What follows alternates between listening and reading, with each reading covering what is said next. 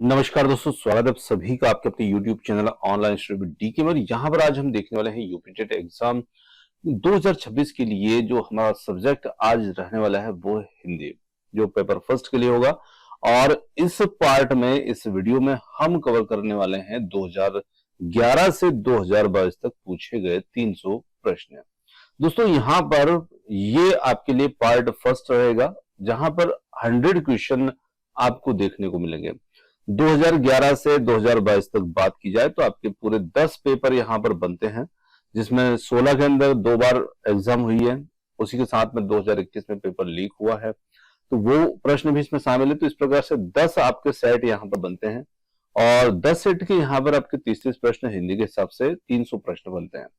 तो इसे 3 पार्ट में हम कवर करेंगे, जहां पर आपको 100 प्रश्न के 3 पार्ट यहां पर कंप्लीटली मिल जाएंगे, जिसमें 2011 से 22 तक के टोटल हिंदी के प्रश्न जो प्रीवियस ईयर क्वेश्चन पेपर के रहेंगे वो आपके कंप्लीटली यहां पर पूर्ण हो जाएंगे। तो चलिए आज के इस फर्स्ट पार्ट में आज देखते हैं हम हिंदी के 2011 से 2022 तक के पूछे गए 100 क्वेश्चन।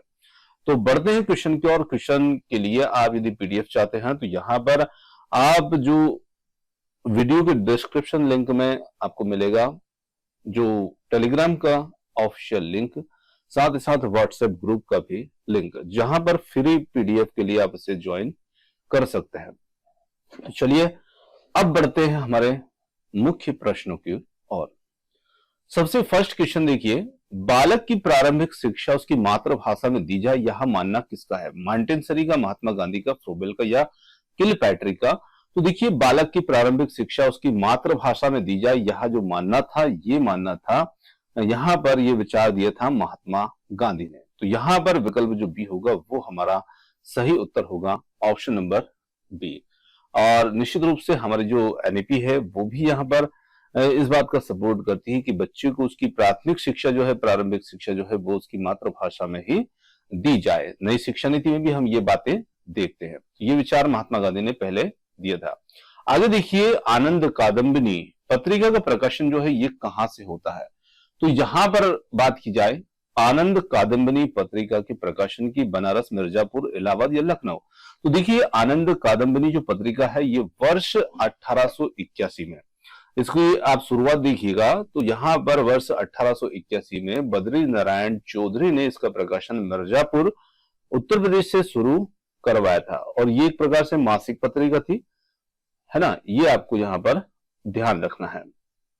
तो यहां पर जो सही उत्तर हमारा प्रश्न के लिए बनता है वो बन जाता है मिर्जापुर। ऑप्शन नंबर बी हमारा उत्तर होगा। आगे देखिए, आदिकाल की रचना है, आदिकाल की रचना है अखरावट, छत्रसाल, दस्तक या दीपशिखा या खुमान रासो? तो यहां पर आदिकाल की रचना की बात की जाए तो वो है खुमान रासो। जी हाँ, खुमान रासो के रचयिता जो हैं वो है दलपति विजय। और आदिकाल की अन्य रचनाओं की बात की जाए तो यहाँ पर पृथ्वीराज रासो, परमाल रासो, संदेश रासक आदि जो हैं ये रचनाएं भी इसमें शामिल है। तो यहां पर सही उत्तर हमारे लिए हो जाता है खुमान रासो। ऑप्शन नंबर जो डी होगा वो यहां पर उत्तर होगा। आगे देखिए, शब्द का अर्थ स्पष्ट करने हेतु कौन सा तरीका यहां पर सर्वाधिक उपयुक्त है? वाक्य प्रयोग, व्याख्यान, भ्रमण या फिर है चित्र निर्माण? तो देखिए, जब किसी शब्द का अर्थ स्पष्ट करना हो तो करने के लिए वाक्य का प्रयोग जो होता है वो सबसे ज्यादा यहां पर बेहतर होता है, उपयुक्त होता है, क्योंकि वाक्य के प्रयोग से भाव की स्पष्टता अधिक निर्देशित होने लगती है। तो यहां पर हम कहते हैं शब्द का अर्थ स्पष्ट करने के लिए कौन सा तरीका सबसे उपयुक्त होगा? तो वो होगा यहां पर वाक्य प्रयोग। अगला प्रश्न आता है, निरामिष किसे कहते हैं? मांस रहित भोजन, मोक्ष का इच्छुक, रात्रि में विचरण करने वाला या फिर है मृत्यु का इच्छुक? तो यहां पर हम कह सकते हैं कि निरामिष जो होता है, निरामिष का आशय होता है मांस रहित भोजन से संबंधित है, जबकि जो रात्रि में विचरण करता है उसके लिए हम निशाचर उसको कहते हैं। मोक्ष की इच्छा रखने वाला जो होता है उसको हम मुमुक्ष कहते हैं। तो यहां पर मांस रहित भोजन जो होगा निरामिष, ऑप्शन नंबर ए यहां पर हमारा उत्तर होगा। आगे चलते हैं अगले प्रश्न पर। राष्ट्रकवि रामधारी सिंह दिनकर को उर्वशी के लिए ज्ञानपीठ पुरस्कार किस वर्ष प्रदान किया गया? वर्ष 1971 या वर्ष है 1972, 1973 या 1974। तो देखिए यहां पर बात की जाए राष्ट्र कवि रामधारी सिंह दिनकर की, तो उनकी जो कृति थी उर्वशी, और उर्वशी के लिए ज्ञानपीठ पुरस्कार जो उनको प्राप्त किया गया था, प्रदान किया गया था, वो किया गया था वर्ष 1972 में। जी हाँ, हिंदी भाषा पर प्रथम ज्ञानपीठ पुरस्कार, ये भी आपको ध्यान रखना है, हिंदी भाषा पर प्रथम ज्ञानपीठ पुरस्कार सुमित्रा नंदन पंत को वर्ष 1968 में उनकी जो कृति थी चिदंबरा, उसके लिए भी प्रदान किया गया है। और 1978 में अज्ञे को कितनी नाव में कितनी बार के लिए भी यहां पर प्रदान किया गया है। वर्ष 1982 में महादेव वर्मा को उनकी जो कृति यामा, उसके लिए भी ज्ञानपीठ पुरस्कार जो है प्रदान किया गया है। तो यहां पर आपको रामधारी सिंह दिनकर के अलावा अन्य के भी ध्यान में रखना है, क्योंकि हो सकता है प्रश्न अगली बार इनके ऊपर पूछा जाए, तो अन्य कवियों का भी ध्यान रखिएगा। वनिता का प्रयोग जो है किस अर्थ में होता है, तो वनिता का प्रयोग यहां पर किस अर्थ में होगा, जंगल स्त्री पुस्तक या व्यवसाय। तो देखिए वनिता का प्रयोग जो है स्त्री के अर्थ में होता है, और वनिता के अन्य पर्यायवाची शब्द होते हैं नारी, यहाँ पर त्रिया, वामा, कांता, रमणी, कामिनी, प्रमदा, सुंदरी आदि जो होते हैं, ये भी इसके अर्थ होते हैं, पर्यायवाची शब्द होते हैं। तो यहां पर उत्तर हो जाता है हमारा ऑप्शन नंबर बी, स्त्री। चलिए आगे बढ़ते हैं अगले प्रश्न की ओर। आचार्य रामचंद्र शुक्ल का निबंध संग्रह है माटी का फूल, चिंतामणि, क्षण बोले, कण मुस्काए, आलोक पर्व। तो यहां पर हम कह सकते हैं आचार्य रामचंद्र शुक्ल का जो निबंध संग्रह है वो यहां पर रहेगा चिंतामणि। जी हाँ, ऑप्शन नंबर बी यहां पर उत्तर होगा चिंतामणि। और शुक्ल जी के अन्य निबंध भी हैं, मित्रता, क्रोध, श्रद्धा, भक्ति आदि। तो यहां पर चिंतामणि हमारा उत्तर होगा। चोर की दाढ़ी में तिनका मुहावरे का सही अर्थ क्या होता है, तो यहां पर बहुत अच्छा और सरल सा मुहावरा है, कई बार हमने सुना भी है, तो निश्चित रूप से हम इसका उत्तर जो है वो जानते हैं। चोर की दाढ़ी में तिनका मुहावरे का अर्थ होता है अपराधी का शंकाग्रस्त होना या शंकाग्रस्त रहना। तो यहां पर अपराधी का शंकाग्रस्त होना विकल्प जो भी होगा वो हमारा यहां पर उत्तर होगा। चलिए अगले प्रश्न पर चलते हैं। बुद्धिहीन शब्द व्याकरण की दृष्टि से किस संवर्ग में है, संज्ञा है, सर्वनाम है, विशेषण है या फिर क्रिया है। तो यहां पर बुद्धिहीन शब्द व्याकरण की दृष्टि से किस संवर्ग के अंदर आएगा, तो यहां पर हम कहेंगे बुद्धिहीन। यहां शब्द से ही हमें पता चलता है कि बुद्धि से वो हीन है, मतलब जो संज्ञा है उसकी यहां पर विशेषता हमें प्रकट हो रही है। तो निश्चित रूप से बुद्धिहीन शब्द व्याकरण की दृष्टि से एक प्रकार का यहां पर विशेषण होगा। तो ऑप्शन नंबर सी यहां पर उत्तर होगा। छत से ईंट गिरी वाक्य में कौन सा कारक है, तो छत से ईंट गिरी। तो देखिए यहां पर जब छत से ईंट गिरी है और ईंट छत से ऊपर से नीचे गिरने पर छत से अलग हो रही है, तो यहां पर जो कारक होता है वो होता है अपादान कारक। तो यहां पर हम कह सकते हैं कि अपादान कारक जो होगा वो हमारा यहां पर उत्तर होगा। चलिए आगे बढ़ते हैं अगले प्रश्न पर। महोर्मी का शब्द संधि विच्छेद जो होगा वो क्या होगा, तो महोर्मी का संधि विच्छेद की यदि यहां पर बात की जाए तो महत धन उर्मी, महाधन उर्मी या फिर महाधन उर्मी या महत धन मर्मी। तो यहां पर देखिए थोड़ा सा ये प्लस माइनस जैसा दिख रहा है, तो ये थोड़ा सा यहां पर मिस प्रिंट इसको कह सकते हैं। तो आप जो विच्छेद करते हैं तो उसमें सिर्फ एक ही निशान यहां पर आपका लगता है, तो ये थोड़ा सा आप ध्यान रखिएगा, ये थोड़ा सा मिस प्रिंट यहां पर हुआ है। तो महोर्मी जो है इसका संधि विच्छेद की बात की जाए तो महाधन उर्मी, जो ऑप्शन नंबर यहां पर सी होगा महाधन उर्मी, ये हमारा यहां पर सही उत्तर होगा। इसमें गुण संधि जो होगी वो भी होगी, तो यहां पर सी विकल्प जो होगा वो हमारा उत्तर होगा। चलिए आगे बढ़ते हैं। रमणी में कौन सा प्रत्यय है, तो देखिए अनीय है, ई है, रम है या अणीय है। तो रमणीय में अनीय प्रत्यय होगा, और अनीय प्रत्यय के अन्य शब्द भी होते हैं जैसे आदरणीय, उल्लेखनीय, अभिनिंदनीय, है ना। तो इस प्रकार से यहां पर अनीय प्रत्यय जो होगा वो इसमें रहेगा। आगे लेते हैं। श्री गुरुचरण सरोज रज, निज मन मुकुर सुधार, बरनु रघुवर विमल जस, जो दायक फल चार में छंद है। यहां पर दोहा है, सोरठा है, रोला है या फिर बरवे छंद है। तो यहां पर हम कह सकते हैं कि ये जो हमारी पंक्तियां हैं यहां पर, इनके अंदर इसके प्रथम और तृतीय चरण की बात की जाए तो प्रथम और तृतीय चरण, जैसे कि ये हमारा प्रथम चरण है और यहां पर ये तृतीय चरण होगा, तो प्रथम और तृतीय चरण के अंदर 13-13 मात्राएं हैं और द्वितीय और चतुर्थ चरण में इसमें दूसरे और चौथे चरण के अंदर 11-11 मात्राएं हैं।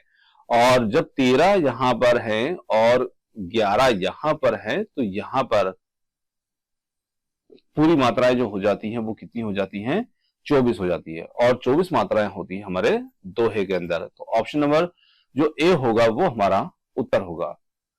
चराचरम जगत में कौन सा समास है? चराचरम का मतलब यहां पर जगत है, इसमें कौन सा यहां पर समास है? तो देखिए इसमें समासिक पद होगा चर और अचर, यानी कि दोनों ही पद यहां पर प्रधान है, दोनों के बीच में और का यहां पर लोप हो रहा है ना। तो यहां पर हम कह सकते हैं कि इसमें जो समास होगा वो यहां पर होगा द्वंद्व समास। जैसे हम जय पराजय लिखते हैं, है ना, सीताराम लिखते हैं, तो ये यहां पर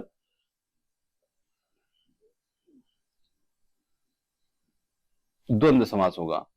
परंतु देखिए आयोग ने जो इसके लिए उत्तर माना था, ये इसके लिए कर्मधारय यहां पर उत्तर जो था वो माना था। तो आप थोड़ा सा इस प्रश्न पर ध्यान रखिएगा, है ना। मतलब इस तरीके से देखा जाए तो यहां पर उत्तर इसका ये है, परंतु आयोग ने इसका उत्तर कर्मधारय माना था। चलिए आगे बढ़ते हैं अगले प्रश्न पर।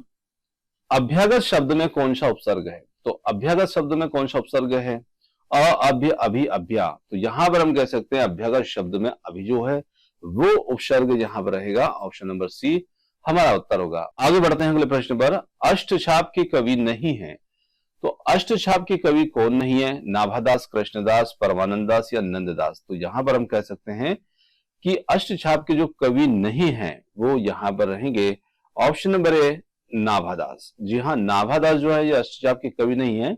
अष्टछाप की जो स्थापना थी वो की थी वल्लभाचार्य के पुत्र गोस्वामी विठलनाथ ने, और 1565 ईस्वी में 4 वल्लभाचार्य के तथा 4 अपने शिष्यों को मिला करके इन्होंने यहां पर किया था। अब जो सही उत्तर होगा वो हमारा यहां पर नाभादास होगा। आगे देखिए, आचरण की सभ्यता किसका निबंध है? तो आचरण की सभ्यता किसका निबंध होगी? महावीर प्रसाद द्विवेदी, सरदार पूर्ण सिंह, रामचंद्र शुक्ल या पद्म सिंह। तो देखिए आचरण की जो सभ्यता है ये किसका निबंध है? तो यहां पर हमारे लिए उत्तर होगा सरदार पूर्ण सिंह। सरदार पूर्ण सिंह आचरण की जो सभ्यता है ये इनका निबंध है, और इनके अन्य निबंध भी है जैसे कि मजदूरी और प्रेम, सच्ची वीरता, पवित्रता, कन्यादान आदि। आगे लेते हैं प्रश्न। जो वाणी के द्वारा व्यक्त ना किया जा सके उसे हम क्या कहेंगे? तो आत्म साक्षात्कार, स्वानुभूति, अनिर्वचनीय या रहस्य। तो यहां पर हम कह सकते हैं जो वाणी के द्वारा व्यक्त ना किया जा सके, अनिर्वचनीय। तो यहां पर ऑप्शन नंबर सी जो होगा वो हमारा उत्तर होगा। उत्साह किस रस का स्थायी भाव है? करुण है, वीर है, हास्य, श्रृंगार है।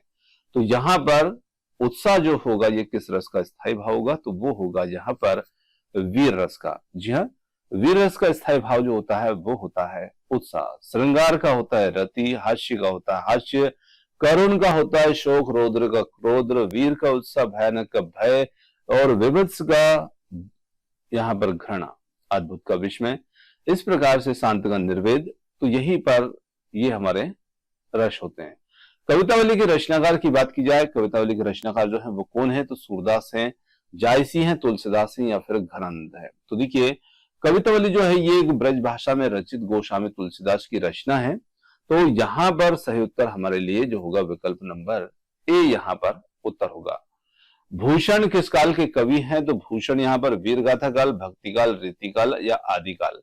तो देखिए भूषण जो है ये रीतिकाल के कवि हैं, और भूषण जो है इनका जन्म 1613 से मृत्यु जो है 1615 तक यहां पर इनका जीवन काल जो रहा है वो रहा है। तो यहां पर हम कह सकते हैं कि ये रीतिकाल के यहां पर कवि रहे हैं। तो ऑप्शन नंबर सी जो होगा वो यहाँ पर उत्तर होगा। विनय पत्रिका की भाषा कौन सी है? अवधी है, खड़ी बोली है, ब्रज भाषा या अभ्रंश है? तो विनय पत्रिका की जो भाषा की बात की जाए तो ये विनय पत्रिका जो है गोस्वामी तुलसीदास द्वारा रचित एक विनय पत्रिका एक गीति काव्य है जो ब्रज भाषा में यहाँ पर रचित है और जिसका मुख्य रस भक्ति रस है। तुलसीदास जी ने राम के दरबार में अर्जी रखने के रूप में विनय पत्रिका ग्रंथ की जो थी रचना की थी। तो यहाँ पर सी विकल्प जो ब्रज भाषा होगा वो हमारा उत्तर होगा। आगे देखिए, टा वर्ग किस प्रकार के व्यंजन है? तो टा वर्ग किस प्रकार के व्यंजन यहाँ पर आएंगे? कंठ है, तालव्य है, मूर्धन्य या दंत्य है? तो यहां पर हम कह सकते हैं कि जो टा वर्ग होता है ये कंठ से नहीं, मूर्धन्य। ऑप्शन नंबर जो सी होगा वो हमारा होगा। देखिए, कंठ से तो क, ख, ग, घ, ङ ये हम कंठ से होते हैं, है ना। और इसी के साथ में मूर्धन्य की बात की जाए तो ट, ठ, ड, ढ, ण ये हमारे मूर्धन्य होते हैं। दंत की बात की जाए तो इसमें हमारे न, ल, र और श ये हमारे दंत से होते हैं। चलिए आगे लेते हैं। अंधेर नगरी के लेखक कौन है? तो अंधेर नगरी के लेखक की बात की जाए तो यहां पर प्रताप नारायण मिश्र, हरिकृष्ण प्रेमी, भारतेंदु हरिश्चंद्र या राम कुमार वर्मा? तो देखिए, यहां पर बात की जाए अंधेर नगरी के लेखक की तो वो यहां पर रहेंगे option number C, Bharatendu Harishchandra. जी हां, अंधेर नगरी नामक जो एक नाटक है उसके लेखक हैं भारतेंदु हरिश्चंद्र। और इनके कुछ और अन्य नाटक भी हैं जैसे वैदिकी, हिंसा न भवती, है ना, ये भी इनका एक प्रमुख यहां पर नाटक है। चलिए आगे लेते हैं प्रश्न को। आदिकाल में पहेलियां लिखने वाले कवि थे? जगनिक, खुसरो, सरहपा या गोरखनाथ? तो देखिए, आदिकाल में पहेलियां लिखने वाले जो कवि थे वो कौन थे? तो वो थे खुसरो। आमिर खुसरो की पहेलियां आपने पढ़ी होंगी। तो आदिकाल में पहेलियां लिखने का काम जो था कवि अमीर खुसरो का था और इनका जो वास्तविक नाम की बात की जाए तो वो था इनका अबुल हसन तथा ये निजामुद्दीन औलिया के शिष्य थे। और आमिर खुसरो की जो खड़ी बोली के आदि यानी कि प्रथम कवि जो हैं वो ये भी माने जाते हैं। चलिए आगे लेते हैं प्रश्न। पेड़ से बंदर कूदा वाक्य में कारक होगा? तो यहां पर आपादान, कर्म कारक, संप्रदान या करण कारक? तो देखिए, यहां पर पेड़ से बंदर कूदा वाक्य में आपादान कारक होगा। तो यहां पर ऑप्शन ए हमारा इसमें उत्तर होगा, क्योंकि जब हम यहां पर कारक की बात करते हैं तो कर्ता ने कर्म को करण से द्वारा, संप्रदान के लिए, अपादान से मतलब अलग होने के अर्थ में, तो इस प्रकार से एक संबंध कारक होता है का, की के, अधिकरण होता है में पर। तो इस प्रकार से हम देख करके यहां पर अपना उत्तर निकालेंगे। चौपाई छंद के प्रत्येक चरण में कितनी मात्राएं होती है? 24, 16, 11 या 13? तो चौपाई देखिए एक सममात्रिक छंद होता है और इसकी प्रत्येक चरण में 16 मात्राएं यहां पर होती है। तो विकल्प जो बी होगा ये हमारा यहां पर उत्तर होगा। आगे बढ़ते हैं अगले प्रश्न पर। हिंदी प्रदीप पत्रिका का संपादन किया है बद्री नारायण चौधरी, प्रेमधन बालकृष्ण भट्ट, प्रताप नारायण मिश्र या भारतेंदु हरिश्चंद्र? तो यहां पर हम कह सकते हैं हिंदी प्रदीप पत्रिका का जो संपादन किया है वो यहां पर किया है बालकृष्ण भट्ट ने। तो ऑप्शन नंबर जो बी होगा वो हमारा उत्तर होगा। और जो हिंदी प्रदीप पत्रिका थी यहां पर इसका जो प्रकाशन किया गया था वो किया गया था 1877 ईस्वी में। ये भी एक मासिक पत्रिका थी यहां पर, तो ध्यान रखिएगा बालकृष्ण भट्ट। सूर्योदय शब्द का संधि विच्छेद है, तो यहां पर सूर्योदय शब्द का संधि विच्छेद क्या होगा? तो यहां पर सूर्योधन दय है, सूर्यधन उदय है, सूर्याधन उदय है या सूर्य धन उदय है? तो यहां पर सूर्यधन उदय जो होगा सूर्योदय, और इसमें जो संधि रहने वाली है वो हमारी रहेगी गुण संधि। तो संधि को भी ध्यान रखिएगा, गुण संधि। इनमें से कौन सा शब्द यहां पर तद्भव है? तद्भव की बात की जाए तो मधुप है, भ्रमर है, मधुकर है, भंवरा है। तो यहां पर भंवरा जो होगा एक तद्भव शब्द है और इसका तत्सम होता है भ्रमर। तो यहां पर तद्भव कौन सा यहां पर तद्भव है? तो भंवरा जो होगा वो यहां पर तद्भव शब्द है और इसका तत्सम होता है भ्रमर, जो भी इसमें दे रखा है। आगे देखिए, निम्नलिखित में से कौन सा निबंध हजारी प्रसाद द्विवेदी का नहीं है? तो अशोक के फूल है, कुटज है, या विचार प्रवाह है, वृत्त और विकास है। तो यहां पर हम कह सकते हैं जो निबंध हजारी प्रसाद द्विवेदी का नहीं है वो यहां पर रहेगा वृत्त और विकास। वृत्त और विकास जो है ये शांति प्रिय द्विवेदी। चलिए अगला प्रश्न है, परमाल रासो किसके द्वारा रचित है? नल्ल सिंह, नरपति नाल्ल, चंद्र बरदाई, जगने। तो यहां पर बात की जाए परमाल रासो की, तो यहां पर सही उत्तर जो होगा वो होगा जगने। ऑप्शन नंबर जो डी होगा वो यहां पर हमारा उत्तर होगा। देखिए परमाल रासो जो है ये जगनिक के द्वारा, इसी प्रकार से विसल देव रासो ये नरपति नाल्ला, और विजय पाल रासो नल्ल सिंह, पृथ्वीराज रासो चंद्र बरदाई। तो इस प्रकार से इनकी जो है। अगला प्रश्न है, मृगावती किसकी रचना है? उस्मान, मंझन, कुतुबन या जायसी की। तो देखिए मृगावती जो है यहां पर रचना है ऑप्शन नंबर सी कुतुबन की। आगे प्रश्न है, आगे कुआ पीछे खाई का अर्थ क्या है? चारों तरफ जल ही जल होना, रास्ते बंद होना, दोनों ओर मुसीबत, या बीच में से निकल भागना। तो दोनों ओर मुसीबत, आगे कुआ पीछे खाई का यहां पर अर्थ होगा। रामचरितमानस की भाषा क्या है? तो रामचरितमानस की जो भाषा है वो यहां पर क्या रहेगी? तो गोस्वामी तुलसीदास जी के द्वारा रचित रामचरितमानस जो है ये अवधी भाषा में रचित एक महाकाव्य ग्रंथ है। तो यहां पर अवधी भाषा में रचित एक महाकाव्य ग्रंथ है। तो निश्चित रूप से यहां पर ऑप्शन नंबर ए हमारा उत्तर होगा। और रामचरितमानस में गोस्वामी तुलसीदास जी ने यहां पर राम कथा का जो वर्णन है वो किया है, और मानस में 7 कांड या सोपान है जो क्रमशः इस प्रकार से है। तो जैसे बाल कांड, अयोध्या कांड, अरण्य कांड, किष्किंधा कांड, सुंदर कांड, लंका कांड और उत्तर कांड रामचरित मानस। तो इस प्रकार से यहां पर इसमें 7 कांड है।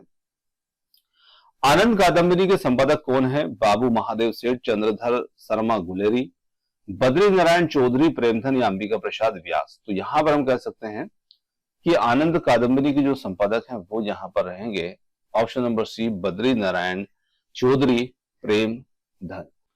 अगला प्रश्न लेते हैं, भाषा के संबंध में उपचारात्मक शिक्षण के उद्देश्य हैं। भाषा प्रयोग संबंधी कठिनाइयों की पहचान तथा उनका निदान, बच्चों को व्यस्त रखना, बच्चों को श्रेणीवार विभक्त करना, या बच्चों की त्रुटियों की केवल सूची बनाना। तो यहां पर हम कह सकते हैं कि भाषा प्रयोग संबंधी कठिनाइयों की पहचान करना, उनका निदान करना, यही हमारे उपचारात्मक शिक्षण का उद्देश्य होता है। तो यहां पर ऑप्शन ए हमारा उत्तर होगा। प्रमुख भाषाई कौशल के अंतर्गत इनमें से कौन एक यहां पर नहीं आता है? तो भाषाई जो कौशल है इनकी बात की जाए तो उसमें 4 कौशल आते हैं, सुनना, बोलना, पढ़ना, लिखना। तो हंसना उसमें शामिल नहीं होता है, तो ये इसमें नहीं आएगा। आगे देखिए, हिंदी दिवस मनाया जाता है। तो हिंदी दिवस जो है ये मनाया जाता है हमारे 14 सितंबर को हिंदी दिवस जो है ये मनाया जाता है। चलिए आगे लेते हैं, बीजक किसकी रचना है? तो बीजक यहां पर किसकी रचना होगी? सूर, तुलसी, कबीर या जायसी की। तो बीजक भक्ति काल के निर्गुण काव्यधारा के 11 श्रेय शाखा के प्रमुख कवि कबीर की रचना है, और यहां पर उत्तर हो जाएगा ऑप्शन नंबर सी। आगे देखिए, इंद्रियों को जीतने के लिए एक शब्द है दूरदर्शी, दलचित्त, कुशाग्र बुद्धि, जितेंद्रिय। तो यहां पर जितेंद्रिय जो होगा वो हमारे लिए उत्तर होगा, इंद्रियों को जीतने वाले के लिए एक शब्द। जबकि यहां पर दूर तक सोचने वाला दूरदर्शी होगा, बहुत तेज बुद्धि वाला कुशाग्र बुद्धि होगा, और किसी काम को चित्त लगाकर करना दत्त चित्त होगा।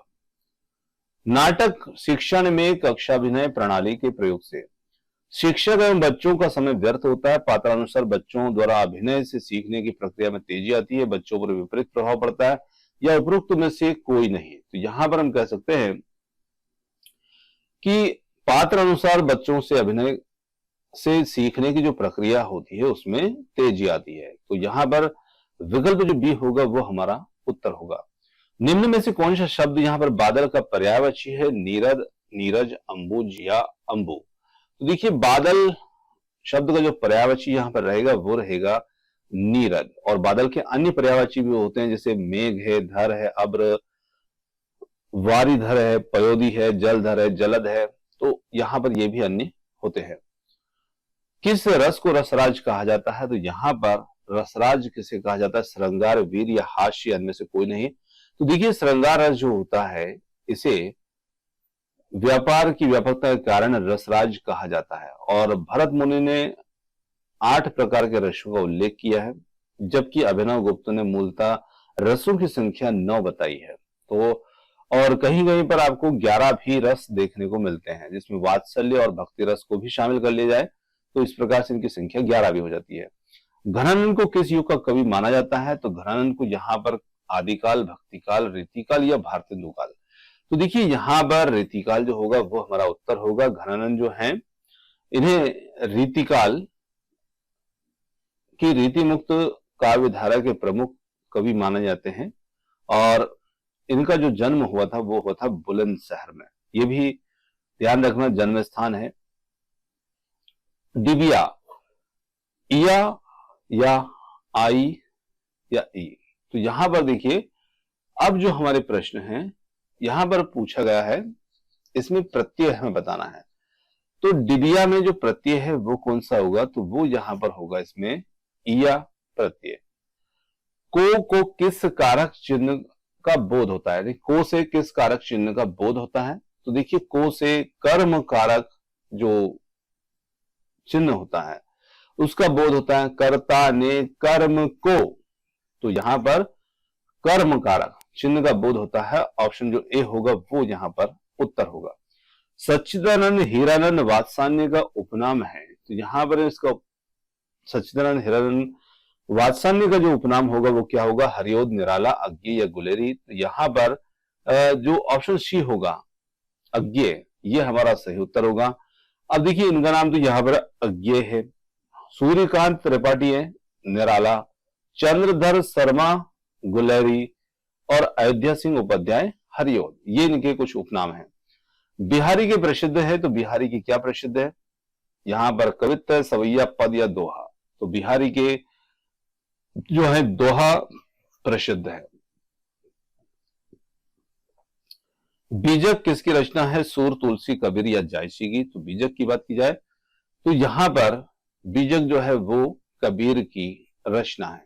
ऑप्शन नंबर सी जो होगा वो हमारा उत्तर होगा। घ का उच्चारण स्थान कौन सा है? तो यहां पर घ का उच्चारण स्थान की बात की जाए तो वो यहां पर रहेगा कंठ। कंठ से क, ख, ग, घ, ङ। तो यहां पर कंठ ऑप्शन नंबर जो बी होगा वो यहां पर उत्तर होगा। क्ष वर्ण किसके योग से बनता है? तो क्ष वर्ण यहां पर किसके योग से बनेगा? तो देखिए यहां पर ये बनता है क और क्ष, दोनों का जब संयोग यहां पर होता है तो क्ष बनता है। तो विकल्प ए जो होगा वो यहां पर उत्तर होगा। शुद्ध वर्तनी का चयन कीजिए। तो शुद्ध वर्तनी के रूप में यहां पर हमें चयन करना है, जिसे कौन सा इसमें सही लिखा हुआ है। तो यहां पर सही उत्तर के रूप में यदि हम देखेंगे तो हमारा जो विकल्प सी होगा अस्पृश्यता, यहां पर ये इसमें वर्तन की दृष्टि से यहां पर शुद्ध रहेगा। कवि के स्त्रीलिंग की बात की जाए इसमें से हमारा शुद्ध कौन सा होगा?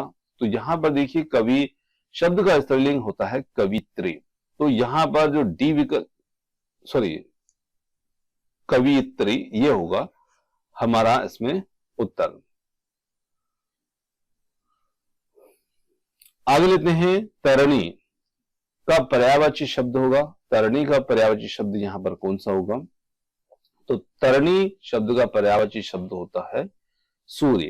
तो यहां पर हम कहेंगे सूर्य जो होगा वो हमारा इसमें उत्तर होगा। सूर्य के अन्य और पर्यायवाची भी होते हैं, जैसे कि रवि है, भानु, दिनकर, भास्कर, दिवाकर, प्रभाकर, सविता आदि जो है आदित्य, ये इनके होते हैं। मीन का पर्यायवाची शब्द होगा यहां पर सीखी, सापक, विभावरी या मत्स्य। तो उत्तर हो जाता है मत्स्य। मत्स्य यानी कि जो मछली है, मछली को मीन भी कहते हैं। तो यहां पर ये हमारा उत्तर होगा। देखिए यहाँ पर जो दिए गए शब्द हैं इनमें से भिन्न अर्थ वाले शब्द की यदि बात करें तो यहाँ पर जो भिन्न अर्थ के शब्द में आत्मजा, नंदनी, भार्या, कन्या। तो देखिए आत्मजा का मतलब भी होता है बेटी, नंदनी का मतलब भी हमारी पुत्री हो सकता है, लक्ष्मी हो सकता है, और कन्या का मतलब यहाँ पर हमारी बेटी हो सकता है। तो यहाँ पर भार्या जो है, भार्या का मतलब होता है पत्नी, है ना। तो यहाँ पर भार्या जो होगा वो हमारे लिए उत्तर होगा, एक भिन्न अर्थ वाले शब्द के रूप में। बाकी तीनों जो हैं ये एक ही अर्थ प्रकट करते हैं, बेटी। चलिए, अनुपम का पर्यायवाची शब्द है स्वर्गीय, लौकिक या पार्थिव या अद्वितीय। यहां पर अनुपम जो होगा इसके लिए हम कहेंगे अद्वितीय, जो होगा वो हमारे लिए उत्तर होगा, क्योंकि अनुपम का पर्यायवाची शब्द ही अद्वितीय होता है। यहां पर डी विकल्प उत्तर होगा। कान का कच्चा होने का अर्थ होगा कम सुनना, सुनी बात पर विश्वास करना, दूसरे की बात मानना, कान का कमजोर होना। तो यहां पर हम कहेंगे सुनी बात पर विश्वास करना, यानी कि जो कुछ सुन लिया उस पर ही विश्वास करना, उसे हम कान का कच्चा कहेंगे। जो अपने विवेक से काम नहीं लेता है, अपने विवेक के स्तर से कार्य नहीं करता है, तो वो कान का कच्चा कहलाता है। आगे देखिए, नाक रगड़ना का क्या अर्थ होता है। तो नाक रगड़ना का यहाँ पर अर्थ क्या रहेगा। तो देखिए, नाक में चोट लगना, इज्जत देना, दीनता पूर्वक प्रार्थना करना, चापलूसी करना। तो नाक रगड़ना का यहाँ पर जो अर्थ होगा वो हो जाता है दीनता पूर्वक प्रार्थना करना। ऑप्शन नंबर जो सी होगा वो यहाँ पर हमारा उत्तर होगा। अब चापलूसी करना मतलब तलवे चाटना, तो ये अलग ही होता है। आगे देखिए, उन्मूलन का विलोम शब्द यहाँ पर क्या होगा। तो उन्मूलन शब्द का विलोम यहाँ पर क्या रहेगा। तो यहाँ पर उत्थान है, उत्कर्ष है, रोपण है ना। तो यहाँ पर सही उत्तर हमारा हो जाता है उन्मूलन, मतलब नष्ट करना। और रोपण का मतलब क्या होता है, रोपना, नया लगाना, है ना। ये तो उन्मूलन का मतलब नष्ट करना होता है। यहां पर ऑप्शन सी रोपण हमारा उत्तर होगा। महावीर प्रसाद द्विवेदी ने आदिकाल को क्या संज्ञा दी। चारण काल, आदिकाल, वीर काल या बीजोपन काल। तो देखिए, महावीर प्रसाद ने आदिकाल को जो संज्ञा प्रदान यहां पर की थी तो वो की थी बीजोपन काल। ऑप्शन नंबर जो डी होगा यहां पर उत्तर होगा। और महावीर प्रसाद जो थे ये हमारे द्विवेदी युग के प्रणेता रहे हैं, और इन्होंने ही यहाँ पर जो आदिकाल है उसको बीजोपन काल की संज्ञा दी है। चलिए आगे देखते हैं, कालिंदी का पर्यायवाची क्या होगा। सरस्वती, लक्ष्मी, गंगा, यमुना। तो यहाँ पर कालिंदी का पर्यायवाची यहाँ पर होगा यमुना। ऑप्शन नंबर जो डी होगा वो यहाँ पर हमारा उत्तर होगा।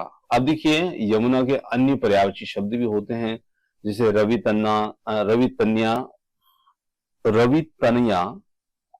कृष्णा, जमुना, कला गंगा, सर्वसुता, भानुजा आदि है। अब लक्ष्मी के पर्यायवाची की बात की जाए तो लक्ष्मी में कमला, रमा, पद्मा, पद्मासन, इंदिरा ये आदि लक्ष्मी के हैं। सरस्वती के पर्यायवाची की बात की जाए तो यहाँ पर भारती, शारदा, वीणा, गिरा, भाषा आदि जो है ये इनके हैं। तो यहाँ पर डी विकल्प जो होगा वो हमारा उत्तर होगा। आगे देखिए, कार्य के आरंभ में ही विघ्न पड़ना किस मुहावरे का अर्थ है। सिर मारना, सिर पर सहरा बंधा होना, सिर मुंडते ही ओले पड़ना, सिर पर शैतान सवार होना। अब देखिए, कार्य के आरंभ होते ही विघ्न पड़ना मतलब कि सिर मुंडाते ही ओले पड़ना। तो निश्चित रूप से सी विकल्प जो होगा वो यहाँ पर उत्तर हो जाएगा। आगे बढ़ते हैं, किस कवि को कवियों का कवि कहा जाता है। तो यहां पर बात की जाए कवियों के कवि की तो वो यहां पर रहेंगे धर्मवीर भारती, शमशेर सिंह, बहादुर सिंह, रघुवीर सहाय, सर्वदयाल सक्सेना। तो शमशेर बहादुर सिंह जो हैं वो कवियों के कवि यहाँ पर कहे जाएंगे। आगे देखिए, हिंदी का पहला पत्र है उद्दंड, मार्तंड, इतिहास, तिमिरनाशक या बनारस अखबार या हरिश्चंद्र मैगजीन।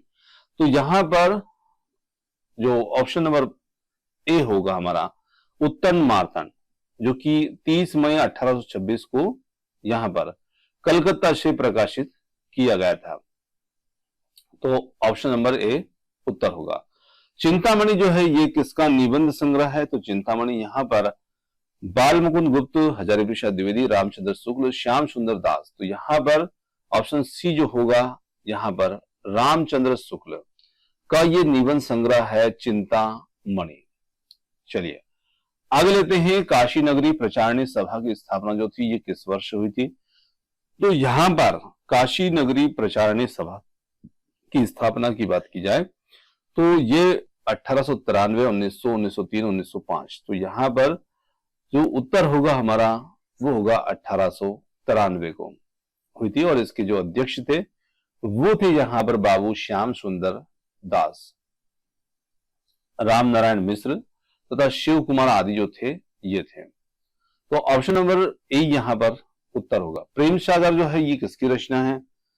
मुंशी सदा सुखलाल की, सदल मिश्र की, लल्लू लाल जी की और राम प्रसाद निरंजनी की। तो यहां पर हम कह सकते हैं कि जो प्रेम सागर रचना है ये यहाँ पर लल्लू लाल जी की है, और इनकी अन्य कुछ रचनाएं भी हैं जैसे सिंहासन बत्तीसी, बेताल पच्चीसी आदि इनकी रचनाएं हैं। अब आगे यहाँ पर हमें कुछ शब्द दिए गए हैं जिनमें उपयुक्त उपसर्ग हमें चुनकर लिखना है।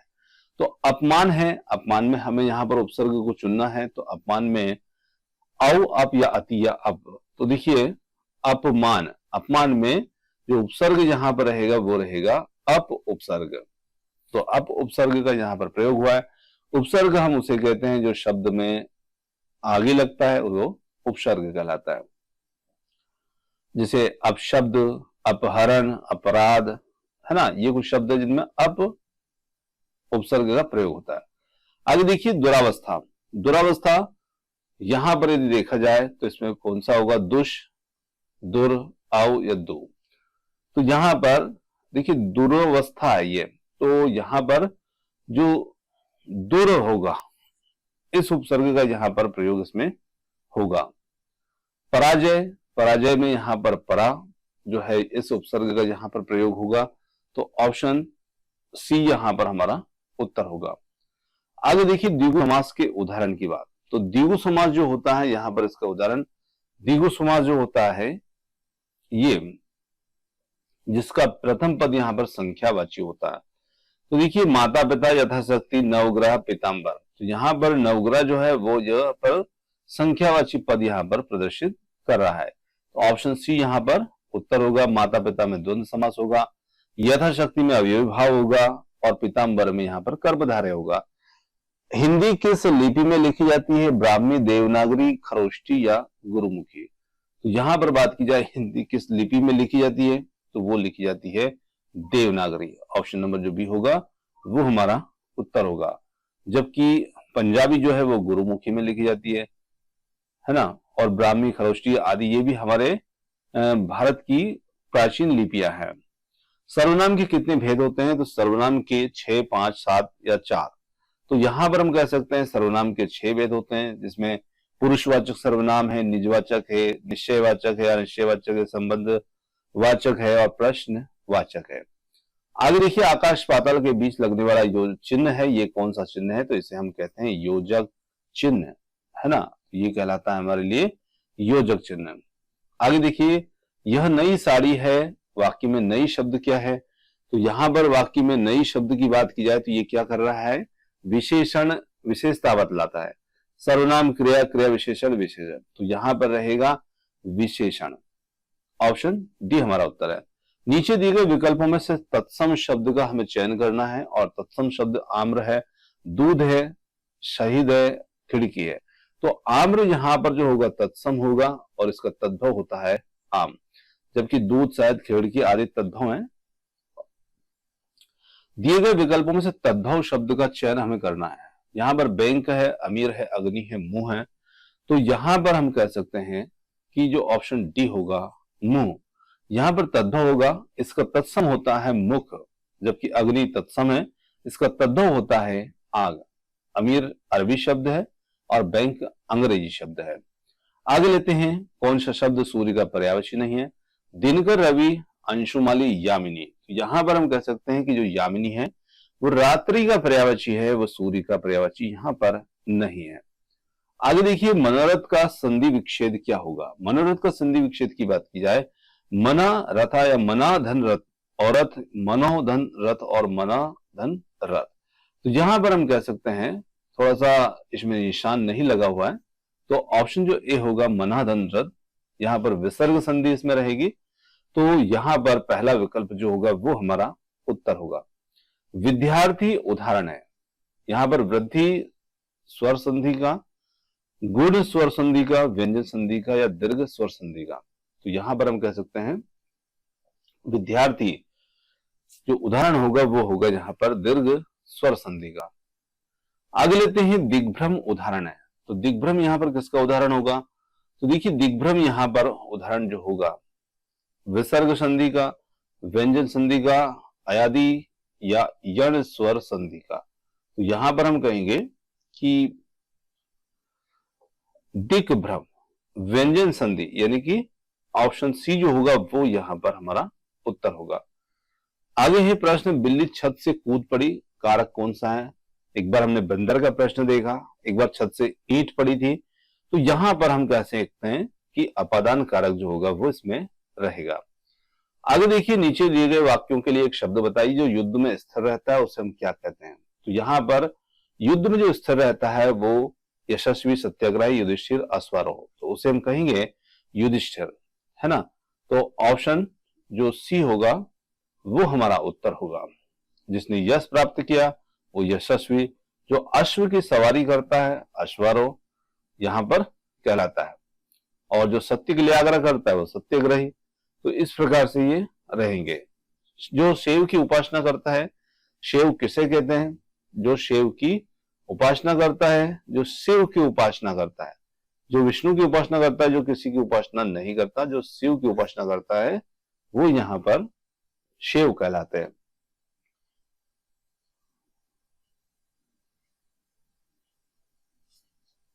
अब देखिए जो विष्णु की उपासना करते हैं उन्हें हम वैष्णव कहते हैं, ये भी ध्यान रखिएगा। वाचाल किसे कहते हैं? तो वाचाल जो जल्दी चलता है, जो जिसकी चाल ठीक ना हो, जो बहुत बोलता है, जो चुप रहता हो, तो वाचाल मतलब बहुत बोलता हो। श्याम धीरे धीरे चलता है, इस वाक्य में धीरे धीरे क्या है? तो यहां पर धीरे धीरे क्या होगा? तो देखिए जो धीरे धीरे है वो यहां पर रहेगा क्रिया विशेषण। क्रिया की विशेषता हमें पता चल रही है धीरे धीरे, ऑप्शन बी हमारा उत्तर है। अब देखिए यहां पर वर्तनी के अनुसार शुद्ध शब्द का चयन करना है। तो यहां पर शुद्ध शब्द को देखा जाए तो आनुषंगिक ऑप्शन जो ए होगा वो यहां पर उत्तर होगा। ये शब्द शुद्ध है, बाकी सभी यहां पर अशुद्ध है। आगे देखिए अंत्याक्षरी, अंत्याक्षरी यहां पर जो होगा सही वो हमारा विकल्प बी होगा। ये इसमें शुद्धता है और बाकी तीनों यहां पर अशुद्ध हैं। सुषमा, इसके लिए ऑप्शन जो ए होगा वो यहां पर हमारा सही होगा। अब नीचे कुछ शब्द दिए हैं, प्रत्येक शब्द के लिए प्रत्यय हमें देखना है। घुमक्कड़, घुमक्कड़ में कौन सा यहां पर प्रत्यय है? तो यहां पर प्रत्यय की बात की जाए तो इसमें अक्कड़ प्रत्यय होगा, ऑप्शन बी। प्रत्यय लगते हैं शब्द के पीछे, अक्कड़। भिक्षुक, इसमें उक, भिक्षुक, तो यहां पर हम कहेंगे कि जो ऑप्शन सी होगा वो यहां पर उत्तर होगा। ये शब्द समूह के लिए एक शब्द क्या है? तो अच्छे कुल में उत्पन्न हुआ उसे हम कहते हैं यहां पर कुलीन। जी हां, वो कहलाता है कुलिश। चलिए, निम्नलिखित में से पुल्लिंग शब्द कौन सा होगा? नदी, पानी, इलायची या प्याज। तो यहां पर पुल्लिंग शब्द की बात की जाए तो पानी यहां पर पुल्लिंग शब्द होगा और अन्य सभी नदी, इलायची, प्यास ये स्त्रीलिंग शब्द रहेंगे। पवन शब्द का संधि विच्छेद क्या होगा? तो पवन शब्द का संधि विच्छेद जो होता है वो प धन अवन, प धन वन, पो धन अन या पौ धन अन। यहां पर पौ धन अन जिसमें अयादि स्वर संधि है, तो ऑप्शन सी जो होगा वो हमारा उत्तर होगा। मीन का पर्यायवाची शब्द है मत्स्य, ऑप्शन डी यहां पर उत्तर है। किस कवि को कवियों का कवि कहा जाता है? ये प्रश्न 2 बार पूछा गया है, इसलिए 2 बार यहां पर रिपीट इसमें हुआ है। तो यहां पर जो ऑप्शन बी है शमशेर बहादुर सिंह, इन्हें कवियों का कवि जो है कहा जाता है। सच्चिदानंद हिरानंद वात्स्यायन का उपनाम है हरिओद, निराला, अज्ञे या गुलरी, तो इनका उपनाम है अज्ञे। दोस्तों यहां पर आज के जो हिंदी से संबंधित 100 प्रश्न थे ये होते हैं समाप्त। और क्वेश्चन आपको कैसे लगे कमेंट्स करके जरूर बताइएगा। वीडियो पसंद आया हो तो वीडियो को लाइक शेयर, चैनल को सब्सक्राइब करना मत भूलिएगा। आपने समय दिया उसके लिए बहुत बहुत धन्यवाद। Thanks for watching.